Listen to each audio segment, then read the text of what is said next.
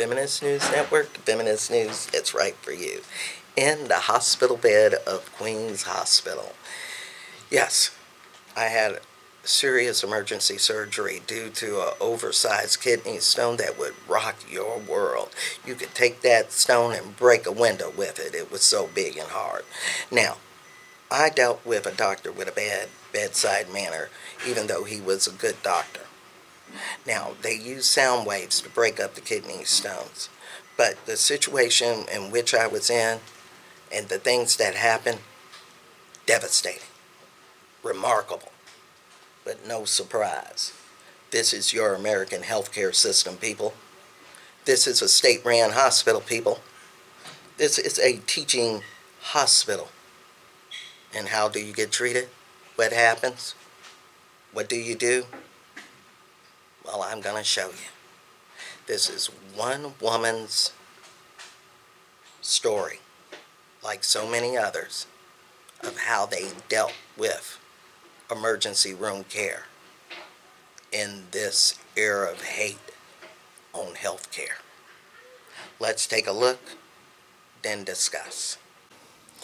This has been like this since they first initiated my first IV.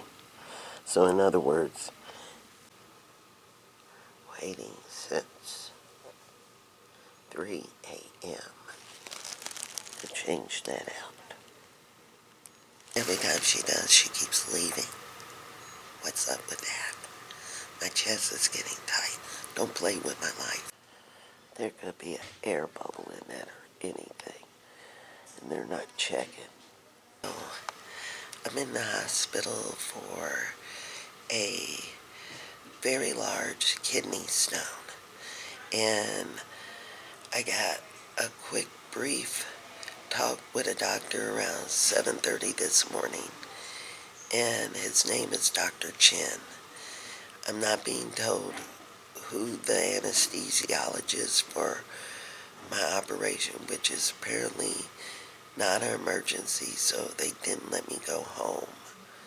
So if it's not an emergency, why couldn't I come home and come back for the operation? Very disturbing. So at this point, I need to be checked on why this bandage is so fucked up. Because they've been flushing me with fluid to try to make me pee.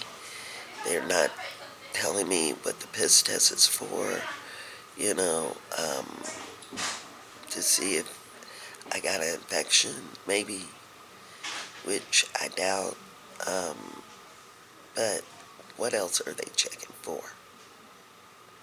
They're not giving me a rundown of what's going on, procedures. They're just taking advantage of my pain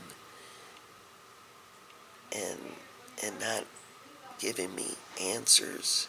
Here's their Wi-Fi. Security. None. Wow. Is that what they think about their guests? Okay, before I have my surgery, which will be a sound procedure that breaks up the stone and then releases it, here's Herbert's review. Ooh, what is that? 2.8 based upon, 32 patients. And out of the 32, what did it? Ooh. He gets 1 for being rude, and was called Mrs. Chen instead of Mr. Ooh, somebody called him out. All right. She's very rude, very arrogant, unprofessional, uneducated, offered constructive criticism, and she rendered, and she took offense to it. Let's see. Oh, knowledgeable. That's the only 5-star in the whole 32. You gotta wonder if they put it in there. I do not recommend this doctor to anyone. Is this making me feel better? Obnoxious. Oh my God. Needs improvement in human relations. Oh my God.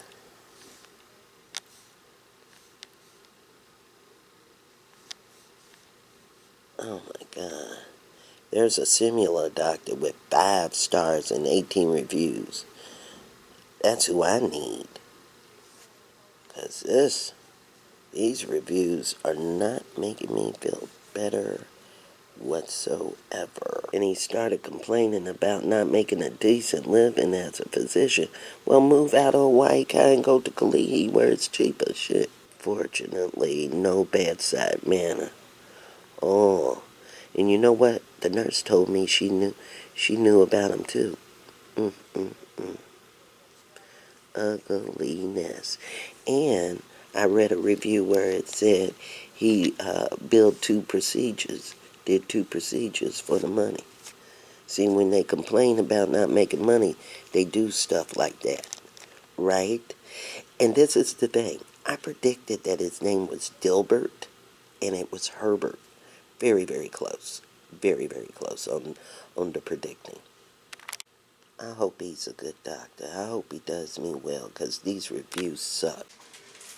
The time isn't coordinated correctly. So when you wake up and you're in a stupor, you don't know what time it is. I had to call for the breakfast. After I called, it took less than 30 minutes to come, so that is really good. And this is what a hospital, breakfast looks like. Let's open that up. There we go. Is it warm? Oh, God. Only the eggs are warm.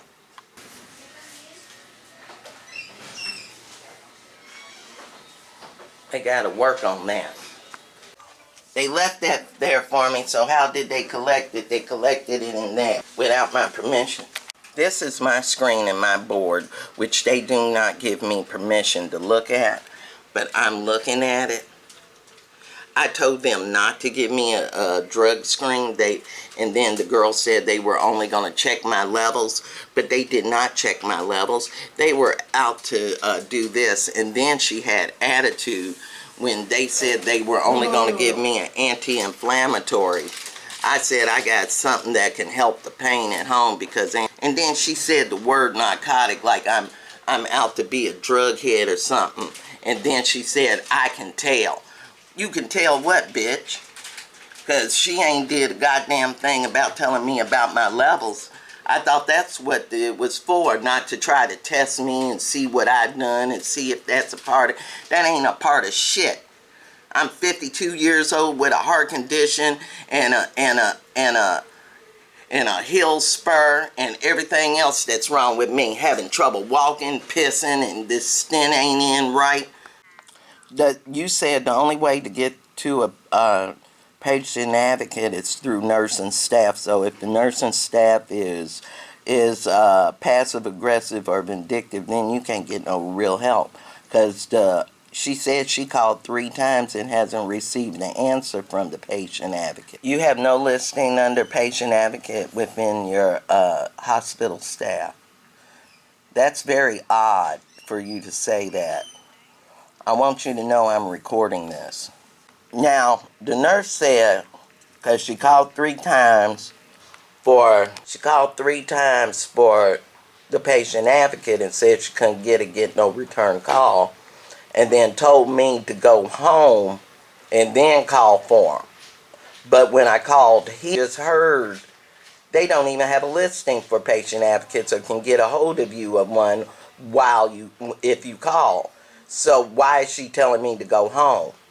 That's because these people are systematically trained to deflect any opposition to what's going on here or any complaints. They're not really meant to handle those, but deflect. Do you get it now? Because that means money out of their pockets. And I'm talking about the hospital system.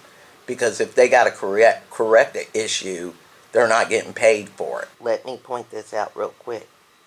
Now, it used to be, but they're a little more arrogant now. They would kindly knock on the door and then come in, but they don't. They just walk straight on in. Like in my situation, I was washing and naked. They walked in. I'm laying here and they walk in. They just walk in. They don't tap on the door and knock and say, excuse me. They just come straight on in. You know, I'm not incapacitated, so why would you do that? Why would you be that way? That's what I'm talking about. Ugly.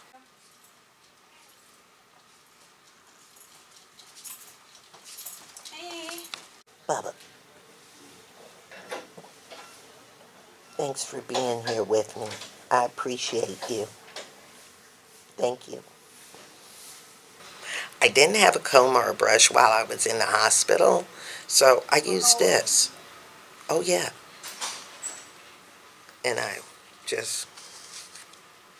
and that's how I did my hair, because they didn't offer me a comb or a brush, which they can do.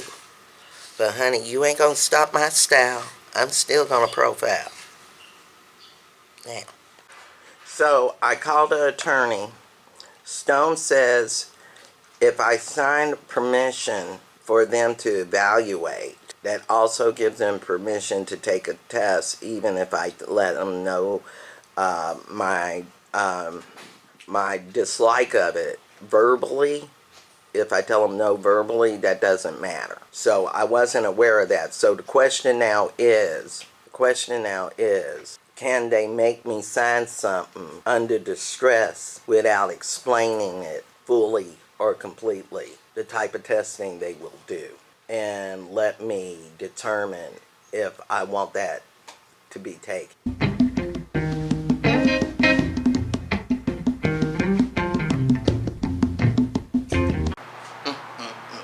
Ugliness, and you know that's right. And because it should never be expensive enough to take care of anybody's medical problems, and may they be emotional leading to the physical. You in America, and those of us that pay our taxes to make sure these type of things and programs are out there for these people so they don't go in the wrong direction, need to be aware. That is wrong. And you know what's going on. In this era of hate, they're making it all right to be against people of any color, to be against activists, to not stand up for right, but to create an era of hate that is nothing but to demonstrate the weakness of America. Because to make America strong, we must all get along. And I know that's right. And if you agree with me, leave comments below and let me know. Thanks for welcoming back all of those that knew what was going on. Alright.